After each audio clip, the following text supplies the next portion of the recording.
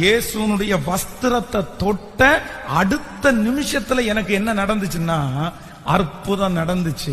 இன்னைக்கு இந்த நிறைய பேருக்கு முன்னாடி நிறைய பேர் வாழ்ந்திருக்கிறாங்க. அவங்க ஒரு பெரிய ஜெப வீராங்கனையா இல்லாம இருக்கலாம், அவங்க ஜெபிக்க மாட்டாங்க, சர்ச்சுக்கு ஒழுங்கா வந்திருக்க மாட்டாங்க. ஆனா உங்க கண்ணுக்கு முன்னாடி அவங்களுக்கு அற்புதம் நடந்துட்டே இருக்குது. நீங்க சொல்லலாம், துன்மார்க்கமாய் வாழ்கிற அவனுக்கு நடக்குதே.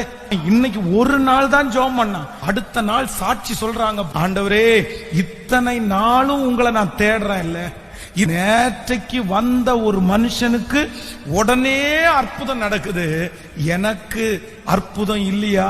அப்பதான் ஆண்டவர் சொல்றாரு, இல்ல கொஞ்ச நேரம் என்ன தேடினவர்களுக்கே இவ்வளவு பெரிய அற்புதத்தை நான் செய்வேனே, ஆனால் கண்டிப்பாக உனக்கும் நான் செய்வதற்கு ஹல்லேலூயா.